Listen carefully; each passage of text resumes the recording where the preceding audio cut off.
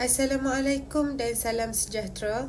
Kumpulan kami akan membentangkan berkaitan tajuk e-government, iaitu bagi subjek GMGA 2033 Etika Pentadbir Awam. Nama pensyarah Dr. Zuliana Azwa binti Zulkifli. Kami mempunyai 4 orang ahli. Yang pertama Muhammad Nasrul 289103. Yang kedua Muhammad Syamizan, nombor metrik 289115. Yang ketiga Muhammad Fazli, nombor metrik 289131. Dan saya Nurul Fatihah, nombor metrik 289191. Seterusnya kami akan membincangkan beberapa topik, iaitu antaranya yang pertama pengenalan kepada e-government, yang kedua latar belakang e-government, yang ketiga masalah yang berlaku dan cara penyelesaian, yang keempat cadangan penambahbaikan, dan akhir sekali adalah rumusan. Yang pertama adalah pengenalan. Kerajaan elektronik atau e-government adalah satu konsep yang mencerminkan perubahan dasar dalam cara kerajaan berinteraksi dengan warga negara dan menyediakan perkhidmatan awam. Seterusnya, dalam era digital ini, e-government telah menjadi kunci bagi kerajaan di seluruh dunia untuk menghadapi cabaran moden dalam menyediakan perkhidmatan berkualiti kepada rakyatnya. Selain itu, e-government merangkumi pelbagai aspek termasuk pendaftaran dalam talian, pembayaran cukai, akses kepada maklumat kerajaan, penyertaan dalam pembuatan dasar dan banyak lagi. Antara matlamat utamanya adalah untuk mencipta kerajaan yang lebih cekap dan responsif, yang menyokong pertumbuhan ekonomi dan yang menjaga keselamatan dan privasi data rakyat. Selain itu, e-government juga ditubuhkan untuk mempromosikan ketelusan dalam pembuatan keputusan kerajaan, membenarkan masyarakat memahami bagaimana dasar-dasar dibuat dan dana digunakan. Ianya juga menjadi trend global dan banyak negara telah melancarkan inisiatif besar untuk mencapai matlamat ini. Latar belakang kajian mengenai e-government. E-government atau kerajaan elektronik adalah satu konsep yang telah menjadi semakin penting dalam era digital ini. Ia melibatkan penggunaan teknologi, maklumat dan komunikasi ICT untuk memudahkan interaksi dan penyampaian perkhidmatan di antara kerajaan dan rakyat. E-government membantu dalam meningkatkan kecekapan, accessibility serta accountability dalam pentadbiran awam. Ia juga membolehkan rakyat mengakses maklumat kerajaan dengan lebih mudah, menjadikan proses kerajaan lebih telus dan meningkatkan penyediaan perkhidmatan awam. Situasi di Malaysia adalah satu contoh yang baik mengenai perkembangan e-government. Malaysia telah melancarkan pelbagai inisiatif e-government untuk memodernkan dan meningkatkan perkhidmatan kerajaan. Sebagai contoh, portal kerajaan dalam talian seperti MyGov telah diperkenalkan untuk memudahkan rakyat mengakses maklumat dan perkhidmatan kerajaan. Ini telah membantu dalam meningkatkan stabiliti dan transparansi atau ketelusan dalam urusan kerajaan. Selain itu, Malaysia telah memperkenalkan program seperti Sistem Pengurusan Prestasi Kerajaan Elektronik dan Perkhidmatan Atas Talian Pihak Berkuasa Tempatan (EPBT) untuk meningkatkan perkhidmatan kerajaan di peringkat negeri dan tempatan. Inisiatif ini bertujuan untuk mempercepatkan proses penyampaian perkhidmatan kerajaan kepada rakyat. Dengan semakin meningkatnya keberuntungan kepada teknologi maklumat, e-government akan terus berkembang dan menjadi semakin penting dalam pengurusan kerajaan dan perkhidmatan awam. Oleh itu, adalah penting untuk terus mengkaji dan memahami perkembangan dan kesan e-government dalam konteks Malaysia. Analisis atau penyelesaian masalah. Hasil analisis telah menemukan beberapa poin masalah yang muncul berkait dengan e-government, seperti analisis masalah kurangnya kesedaran dan literasi teknologi. Satu cabaran yang ketara adalah kurangnya kesedaran dan literasi teknologi di kalangan rakyat Malaysia. Ini boleh menghalang penggunaan perkhidmatan e-government secara meluas. Isu keselamatan maklumat. Kebimbangan tentang isu keselamatan maklumat dalam sistem e-government adalah isu yang penting. Kebocoran data peribadi dan maklumat sensitif boleh menjadi risiko yang serius. Accessibility. Terdapat ketidakseimbangan dalam akses kepada teknologi di seluruh Malaysia. Dengan kawasan luar bandar mungkin menghadapi masalah akses kepada perkhidmatan e-government. Isu privasi dan etika. Penggunaan teknologi dalam pentadbiran kerajaan juga membawa persoalan etika dan privasi yang perlu diambil kira. Penyelesaian masalah. Pendidikan dan kesedaran teknologi. Pelbagai kempen pendidikan awam dan program kesedaran perlu dijalankan untuk meningkatkan literasi teknologi di kalangan rakyat. Ini boleh mencakupkan kursus dalam talian dan program latihan komputer di peringkat komuniti. Seterusnya, keselamatan maklumat yang kuat. Kerajaan perlu melabur dalam keselamatan maklumat yang kukuh, termasuk sistem penyulitan data atau enkripsi data yang kuat dan latihan kesedaran keselamatan untuk kaki tangan kerajaan. Seterusnya, peningkatan accessibility. Kerajaan boleh melakukan peningkatan infrastruktur digital di kawasan luar bandar untuk memastikan akses kepada internet yang lebih baik. Selain itu, kerajaan juga harus menyediakan program subsidi atau bantuan kewangan untuk rakyat yang memerlukan peranti elektronik atau peralatan teknologi seperti komputer atau telefon pintar untuk mengakses perkhidmatan e-government. Seterusnya, kod etika e-government.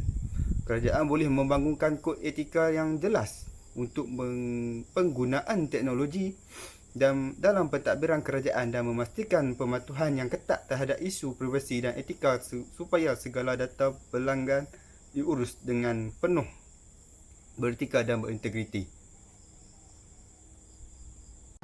Pelaksanaan e-government adalah langkah penting dalam memodernkan perkhidmatan kerajaan dan meningkatkan kualiti perkhidmatan awam kepada rakyat Malaysia. Untuk memulakan proses ini, berikut adalah beberapa cadangan yang boleh diambil kira. Pertama, penyelarasan dan integrasi sistem. Kerajaan harus memastikan bahawa semua agensi kerajaan menggunakan sistem dan platform yang seragam untuk memudahkan pertukaran maklumat dan integrasi sistem di seluruh kerajaan. Penyelarasan dan integrasi sistem adalah aspek penting dalam pelaksanaan e-government di Malaysia. Ia merujuk kepada usaha untuk memastikan bahawa semua agensi kerajaan menggunakan sistem dan platform yang seragam atau sejajar supaya ia memudahkan pertukaran maklumat dan integrasi sistem di seluruh negara. Cadangan bagi penyelarasan dan integrasi sistem dapat dilaksanakan dengan kaedah seperti berikut. Pertama, penyeragaman teknologi dan perisian. Agensi-agensi kerajaan perlu menggunakan teknologi dan perisian yang seragam atau sekurang-kurangnya patut mematuhi standard yang telah ditetapkan. Contohnya, mereka boleh digalakkan untuk menggunakan sistem pengurusan dokumen yang sama, perisian pengurusan aset atau platform komunikasi yang seragam. Kedua, antara muka pengguna yang konsisten. Agensi-agensi perlu memastikan bahawa antara muka pengguna untuk sistem dan laman web mereka adalah seragam dan mudah difahami oleh pengguna akhir. Ini membantu dalam menjimatkan masa, tenaga pengguna apabila mereka berinteraksi dengan pelbagai agensi. Dan yang ketiga, pelaksanaan pengintegrasian data.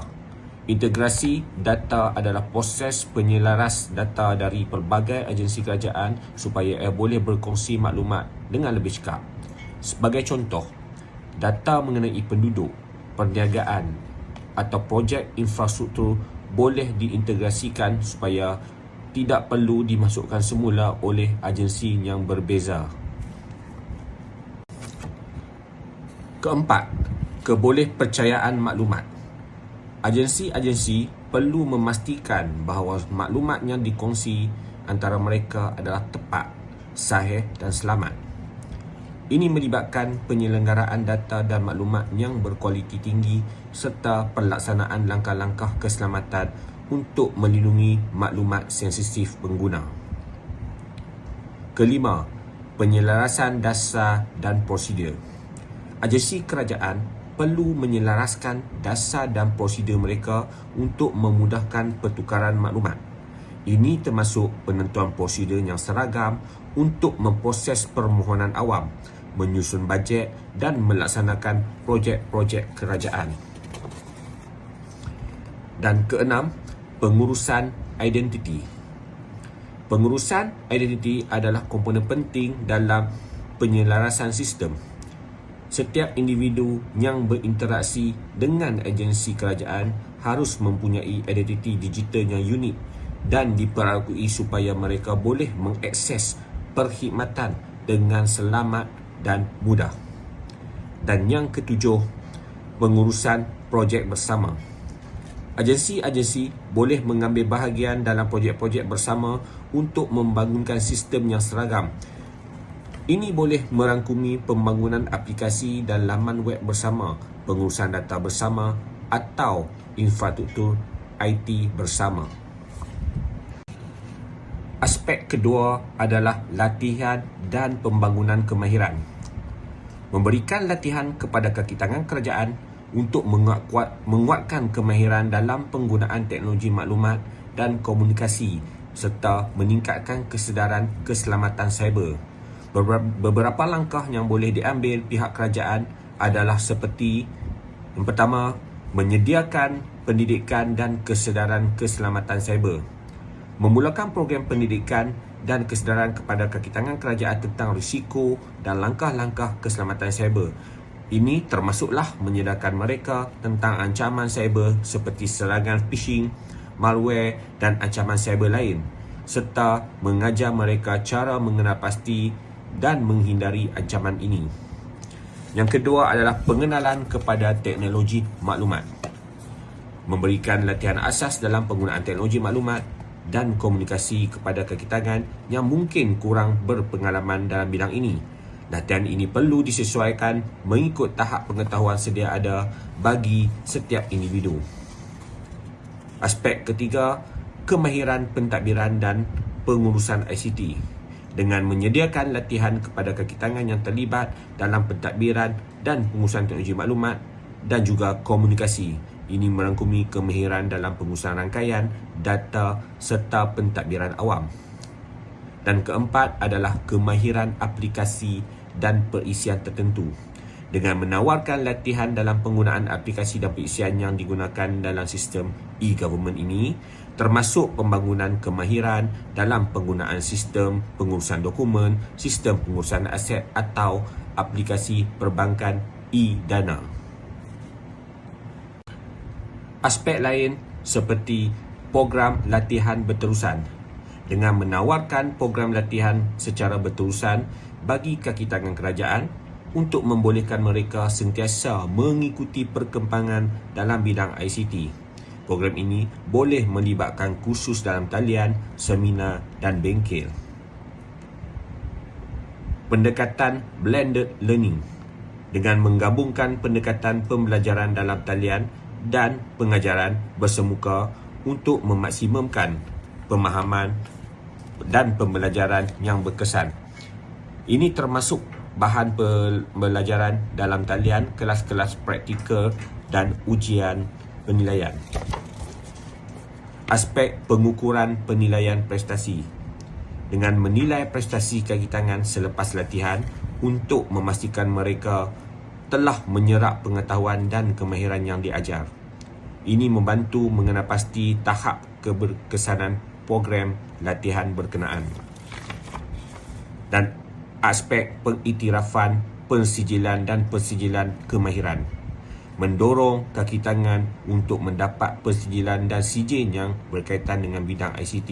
Ini membantu membenarkan mereka untuk membangunkan karier dan sektor teknologi maklumat dan komunikasi. Cadangan ketiga adalah transparansi dan accountability. Membina laman web yang menyediakan maklumat dan data berkaitan kerajaan secara terperinci untuk meningkatkan transparansi dan accountability kerajaan. Cadangan ini bagi meningkat transparansi dan accountability kerajaan adalah seperti berikut.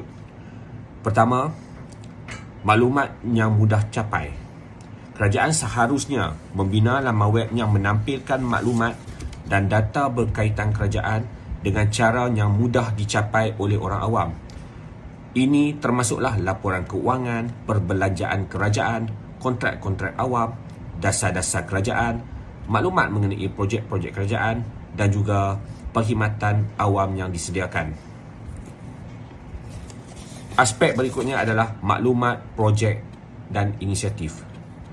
Memaparkan maklumat yang terperinci tentang projek-projek kerajaan termasuk tujuan, perbelanjaan dan status pelaksanaan. Ini membolehkan orang awam mengikut perkembangan projek-projek penting dan memahami sejauh mana perbelanjaan kerajaan telah digunakan untuk faedah mereka. Dan aspek ketiga adalah pelaporan keuangan terperinci. Kerajaan harus menyediakan laporan keuangan secara yang terperinci termasuk belanjawan, akaun-akaun dan audit keuangan. Ini membolehkan orang awam mengakses maklumat tentang bagaimana wang cukai dan dana awam digunakan. Aspek berikutnya adalah pertanggungjawaban dasar awam. Dengan menyediakan maklumat tentang dasar-dasar kerajaan dan proses pembuatan dasar, ini membolehkan rakyat Malaysia memahami bagaimana dasar-dasar ini dibentuk dan memberikan peluang untuk memberi maklum balas. Portal aduan dan maklum balas. Dengan membina portal aduan dan maklum balas di laman web kerajaan, membolehkan orang awam menyuarakan kebimbangan mereka dan memberi maklum balas tentang perkhidmatan kerajaan. Ini membantu meningkatkan accountability kerajaan dan menangani isu-isu awam. Aspek ketiga, maklumat kontrak awam.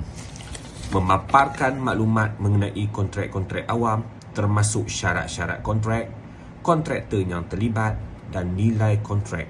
Ini membolehkan orang awam mengawasi pematuhan dengan kontrak dan penggunaan wang awam. Ciri berikut adalah seperti pematuhan dengan undang-undang dan pewaian etika. Memaparkan maklumat tentang pematuhan kerajaan dengan undang-undang dan pewaian etika dalam pengurusan awam.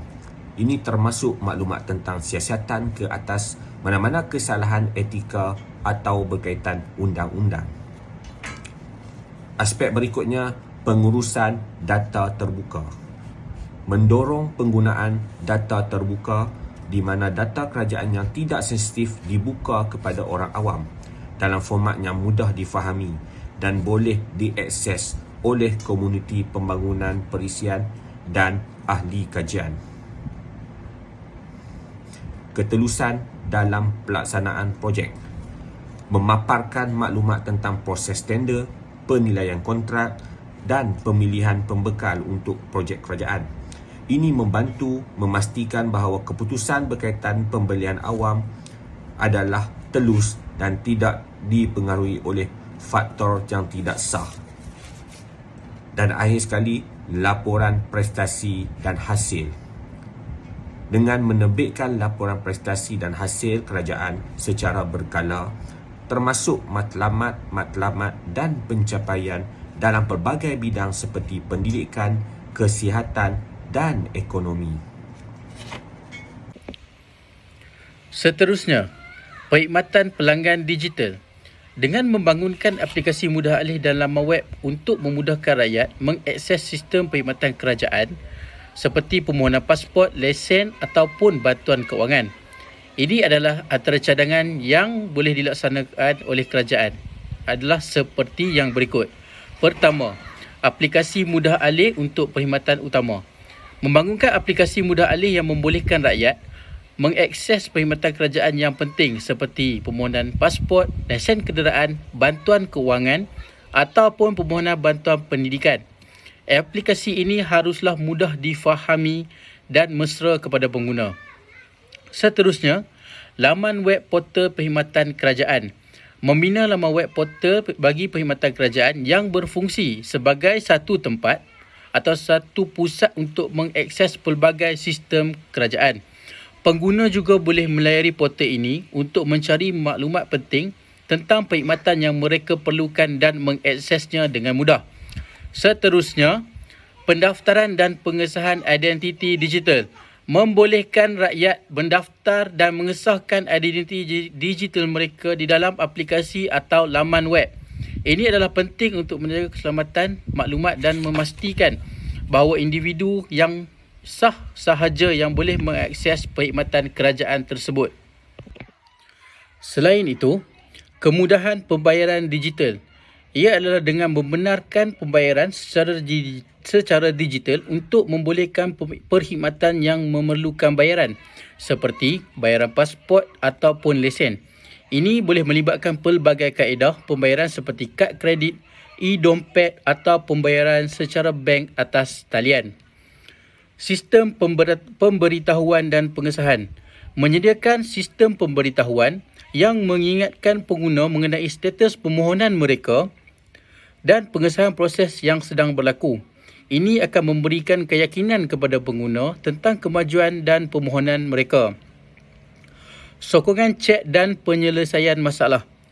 Memasukkan perkhidmatan chat atau sokongan dalam aplikasi atau laman web yang membolehkan pengguna berhubung dengan kaki tangan sokongan apabila mereka memerlukan bantuan atau menghadapi masalah semasa menggunakan perkhidmatan seperti yang diinginkan. Maklumat yang terkini. Memastikan maklumat dalam aplikasi dan laman web sentiasa terkini dan tepat. Ini merangkumi perubahan dasar, prosedur dan perkhidmatan yang boleh memberi kesan kepada pengguna. Seterusnya, keselamatan data dan privasi pengguna. Memastikan data pribadi pengguna dilindungi dan diperakukan dengan kerahsiaan yang sewajarnya. Ini melibatkan pematuhan dengan undang-undang privasi data dan langkah-langkah keselamatan yang kuat. Pengukuran kepuasan pengguna. Melakukan kajian pengukuran kepuasan pengguna secara berkala untuk mendapatkan maklum balas tentang pengalaman mereka dengan perkhidmatan digital kerajaan. Maklum balas ini digunakan untuk penambahbaikan yang berterusan. Accessibility untuk semua. Memastikan bahawa aplikasi dan laman web ini mempunyai keperluan khas dengan mematuhi garis panduan akses digital. Keselamatan cyber. Melaksanakan langkah-langkah keselamatan cyber yang kuat bagi melindungi data kerajaan dan maklumat sensitif daripada ancaman cyber. Pertama, penyusunan dasar dan prosedur keselamatan. Menyusun segala dasar keselamatan cyber yang komprehensif dan menentukan arahan dan prosedur yang perlu diikuti oleh kaki tangan kerajaan. Dasar ini merangkumi aspek-aspek seperti pengurusan akses, pengendalian data dan tindakan di dalam kecemasan. Sensitiviti maklumat. Mengenal pasti jenis maklumat yang dianggap sensitif seperti data peribadi rakyat, maklumat kewangan dan data strategik kerajaan. Data ini perlu dikenal pasti dan dilindungi dengan rapi.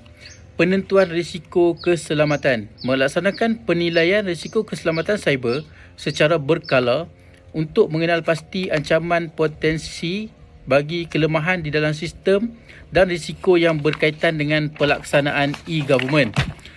Penyediaan perlindungan keselamatan. Memasang perisian perlindungan cyber seperti antivirus, anti-malware dan firewall pada sistem komputer kerajaan bagi menghalang ancaman cyber dari merosakkan atau mencuri maklumat sensitif. Seterusnya, kawalan akses.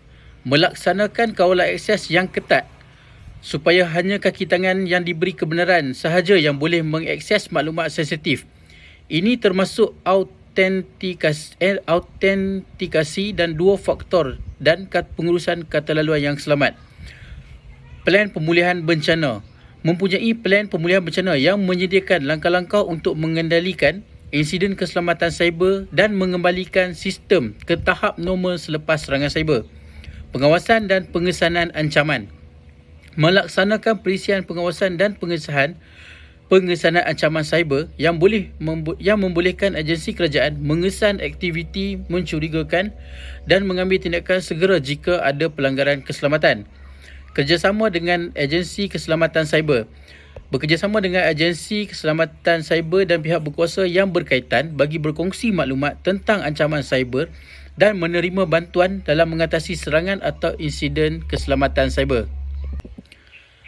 Kemudahan akses internet.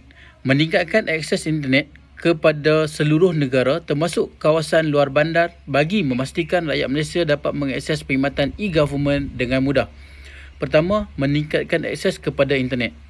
Membina dan memperluaskan infrastruktur internet di seluruh negara termasuk kawasan luar bandar melalui pembinaan rangkaian mudah alih dan jalur lebar. Ini termasuk pemasangan menara komunikasi dan peningkatan sambungan kabel optik. Penyediaan kemudahan internet awam. Mewujudkan kemudahan akses internet awam di luar bandar seperti pusat komuniti digital, perpustakaan komuniti atau kawasan Wi-Fi awam bagi membolehkan penduduk setempat mengakses internet dengan percuma atau dengan harga yang berpatutan. Penyokongan teknologi tanpa wayar. Membangunkan teknologi tanpa wayar yang cekap untuk menyampaikan internet ke kawasan yang sukar dicapai atau terpencil seperti kampung-kampung dan kawasan pedalaman. Program subsidi internet. Mewujudkan program subsidi internet yang membantu individu dan keluarga dengan berpendapatan rendah untuk mendapatkan akses internet dengan lebih mampu. Penyediaan peranti digital. Menyediakan peranti digital seperti komputer riba atau tablet dengan harga yang berpatutan kepada penduduk kawasan bandar bagi membantu mereka mengakses internet dan perkhidmatan e-government. Pendidikan dan kesedaran internet. Melancarkan kempen pendidikan dan kesedaran untuk meningkatkan pemahaman tentang kepentingan internet dan cara menggunakannya dengan bijak, terutama bagi kalangan penduduk yang kurang berpengalaman dengan teknologi. Penyediaan perkhidmatan awam digital. Memastikan bahawa semua perkhidmatan kerajaan yang disediakan di dalam talian adalah mudah diakses, intuitif dan mesra kepada pengguna. Ini akan memudahkan penduduk untuk mengakses dan menggunakan perkhidmatan e-government tanpa rasa kesukaran. Kemudahan sokongan teknikal. Menyediakan kemudahan sokongan teknikal untuk membantu penduduk yang mungkin menghadapi masalah dalam mengakses internet atau menggunakan perkhidmatan e-government. Kerjasama dengan penyedia internet swasta adalah untuk memastikan peningkatan keluasan cakupan dan kualiti akses internet di seluruh negara. Pemantauan dan penilaian program. Memantau dan menilai kesan program meningkatkan akses internet untuk memastikan bahawa mereka mencapai sasaran yang telah ditetapkan dalam memperluaskan akses internet kepada penduduk di seluruh negara.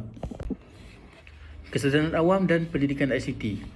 Menggalakkan kesedaran awam tentang faedah e-government dan menyediakan program ICT kepada masyarakat Malaysia. Menggalakkan kesedaran awam tentang faedah dan menyediakan program ICT untuk masyarakat di Malaysia adalah langkah penting dalam memperkenalkan dan memaksimumkan serta memanfaatkan perkhidmatan e-government. Pertama, kempen kesedaran awam. Melancarkan kempen kesedaran awam bagi bertujuan untuk mendidik dan memberitahu masyarakat Malaysia tentang kepentingan dan faedah perkhidmatan e-government. Sesi penerangan awam. Sesi ini adalah bagi penerangan di kawasan luar bandar, pekan dan bandar-bandar bagi menerangkan kepada penduduk tentang apa itu e-government dan bagaimana ia berfungsi. Kandungan pendidikan dalam media. Memasukkan kandungan pendidikan tentang e-government dalam media cetak. Seterusnya, menggunakan influencer dan tokoh tempatan. Melibatkan tokoh-tokoh tempatan atau influencer dalam kempen kesedaran awam untuk menjadikan mesej yang lebih mudah difahami serta relevan kepada masyarakat. Sekolah dan pendidikan awam. Mengintegrasikan konsep e-government dalam kurikulum pendidikan awam dan latihan guru. Ini membolehkan pelajar dan penduduk muda memahami konsep ini daripada peringkat awal pendidikan. Laman web dan portal pendidikan. Membina laman web atau portal pendidikan yang menyediakan maklumat terperinci tentang e-government. Ini termasuklah kandungan pendidikan serta sumber-sumber pembelajaran di dalam talian. Kemahiran asas ICT. Menyediakan program latihan bagi membantu masyarakat memahami asas ICT serta penggunaan email, pelayaran web dan aplikasi produktiviti. pendidikan keselamatan cyber, melatih masyarakat dalam aspek-aspek keselamatan cyber termasuklah pengenalan kepada serangan cyber serta cara melindungi maklumat peribadi dan amalan keselamatan di dalam talian. Seterusnya ialah latihan web dan latihan penggunaan peranti digital, menawarkan kursus dan latihan praktikal untuk masyarakat dalam penggunaan peranti digital seperti komputer, telefon pintar dan juga tablet. Kursus e-government, menawarkan kursus-kursus yang memahami konsep e-government, cara mengakses dan menggunakan perkhidmatan serta bagaimana untuk melindungi maklumat peribadi semasa berurusan dengan kerajaan dalam talian. Pendidikan berterusan, menyediakan program pendidikan berterusan bagi membolehkan masyarakat sentiasa mengikuti perkembangan dalam teknologi dan perkhidmatan e-government. Kerjasama dengan pusat pendidikan dan universiti. Bekerjasama dengan pusat-pusat pendidikan tempatan dan universiti untuk menyediakan kursus dan program pendidikan kepada ICT dan masyarakat. Kursus pembangunan laman web dan aplikasi, menawarkan kursus yang lebih mendalam untuk individu yang berminat dalam membangunkan laman web dan pembinaan aplikasi. Ini membolehkan mereka terlibat dalam pembangunan e-government. Akhir sekali adalah rumusan. Rumusan daripada semua elemen yang telah dibincangkan dalam konteks pelaksanaan e-government di Malaysia adalah untuk mencipta ekosistem digital yang berdaya maju, inklusif dan selamat bagi rakyat Malaysia. Selain itu, dalam ekosistem ini, pelbagai aspek kunci telah diperhatikan. Penyelarasan dan integrasi sistem antara agensi kerajaan adalah penting untuk memastikan kerjasama yang lebih berkesan dalam penyampaian perkhidmatan kerajaan. Di samping itu juga, keselamatan cyber juga adalah antara elemen penting untuk melindungi data kerajaan dan maklumat sensitif daripada ancaman cyber yang semakin meningkat. Selain itu, menggalakkan kesedaran awam tentang e-government dan menyediakan program pendidikan ICT bagi membantu menyebarkan pengetahuan dan kemahiran tentang penggunaan teknologi dalam kalangan rakyat Malaysia.